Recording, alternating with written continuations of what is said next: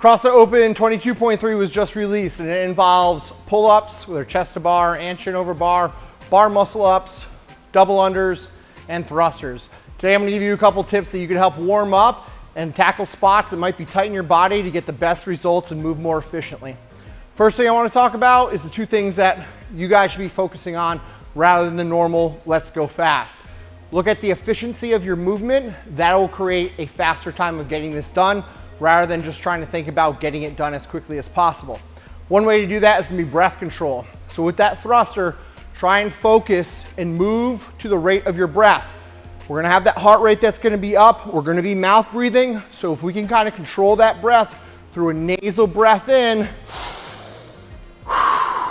and start pushing the air out before we move up, we're going to improve that thruster. A lot of times when we get into that thruster, what we're doing is we're inhaling and then we're holding our breath to the bottom, holding our breath a little bit out, and then when we get here, we push it out. So that 1 second to 2 seconds that you're holding your breath in the bottom part of that thruster is going to make your heart rate spike even more. So if you can be efficient in that thruster, breathe through that thruster, you get them done and on to that next movement. The other thing I want to have you guys focus on is ankles. Ankles are going to get heavy, especially with the jump rope, whether you're doing single unders or double unders. They are going to get heavy. You're going to get those heels slapping. And then when we get into that thruster, it's going to be really hard to move. So a couple tips. Take some time to loosen up those ankles. I got a warm-up video that I just shot for you guys. Pretty simple to just tackle even before a normal warm-up that you do to get that body nice and loose. But if we keep the ankles and stretch out the calves and fire that lower half of that chain, we can push our knees a little bit further over the toe when we're in the bottom of that squat. And if we can push that knee over the toe a little bit further, it'll help keep our chest upright, which allows more lung capacity as well. Helps us breathe. The better we can breathe, the more efficient we can at the movement. Give this warm-up a try. Good luck at 22.3. First thing that we want to start off on is some ankle circles. I like doing these actually with shoes on better because I could really get the top of my shoe down and slightly behind me, working on 10 rotations in each direction. And we just want to take that slow. See if we're getting a good circle, and you'll notice this ankle feels a little bit or moves a little bit smoother than this other ankle. I can get a good circle on one side. This side it's more of a triangle, rectangle. That's okay. Just try to slow that down. You'll see how I kind of just slow this down a tad and focus on trying to get those circles. So just get some movement into those ankles to start. That's the big thing that we're pushing. When we get done with that, I like to do a calf stretch on a slant, or you could use a plate on the ground. I'm not just doing a calf stretch. What I'm doing is locking my knee out, so full extension, so I feel the quad muscles firing, and I'm squeezing my glute on the leg that is on the slant board. My other knee is up at 90 degrees, just to get a little hip flexion in there and activate that hip flexor on the opposite side. But same thing, switch that up, hold for as long as you want. Prefer 60 seconds to 2 minutes is optimal, but we have to make sure that we're locking the knee out and squeezing the glute so we fire up that entire posterior chain and get a good stretch in the gastroc. If you want to hit the soleus, you could bend the knee a little bit and push that forward. I'm all for that. Next, we're going to move on to the Patrick step up. I like usually having this right next to the rig, not have the rig behind me or something to hold on to. What I'm focusing on initially is just driving the knee forward. When I come up, I lock that knee out and squeeze the glute. I do like to lean back along with this to try and keep the hip open, though I don't do a good job at this because I'm holding on to that upright behind me. We also want to focus on the knee traveling over the toe on that, and we don't want to put a lot of pressure on that front leg. We got to think about that heel just touching the ground as if it's touching a soft or uncooked egg. So we're not slamming it to the ground, we're just having it touch and keeping that muscle under contraction. Very good for some health around the knees. Next, what we're going to do is attack the soleus. That's going to be more of the muscle right by the Achilles tendon, that lower part of the gastroc that it leads up to.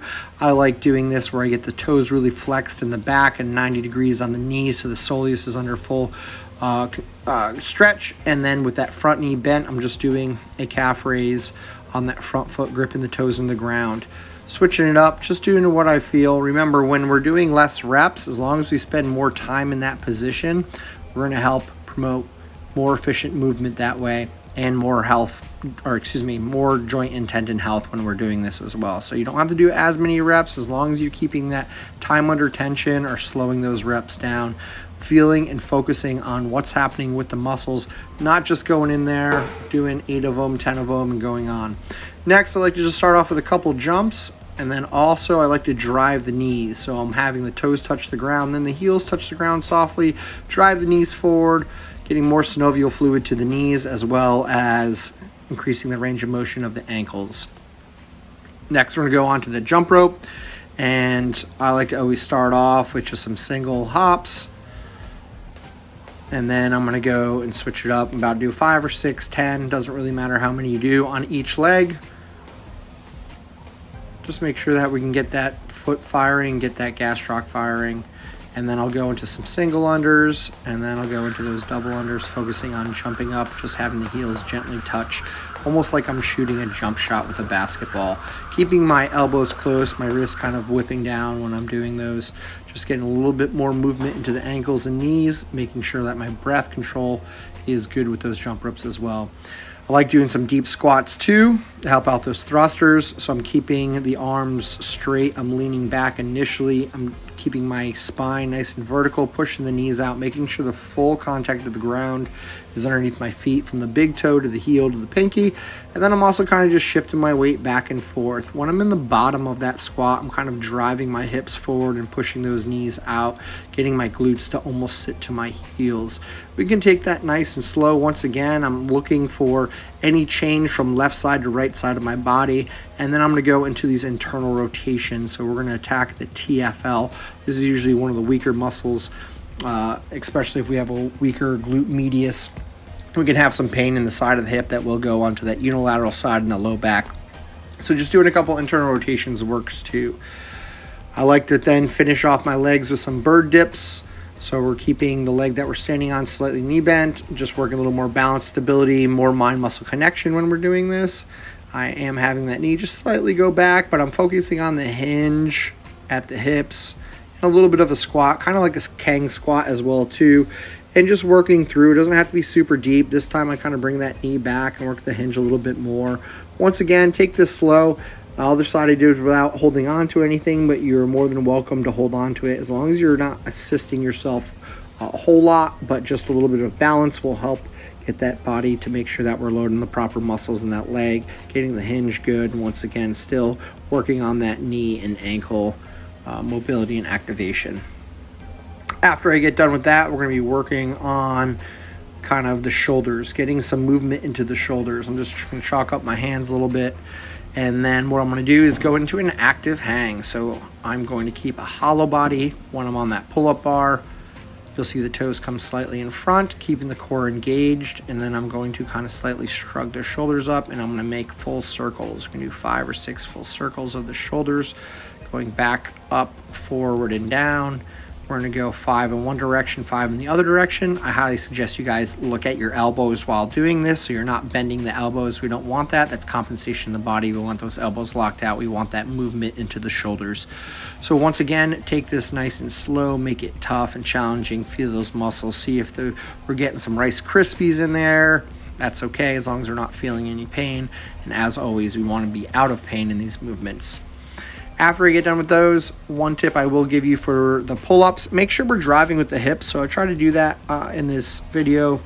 I know it's only shot in one position and one by myself, so thanks for your patience, but I'm popping those hips to help take some of the stress off the arms, and then I'm actually holding and pausing slightly at the top.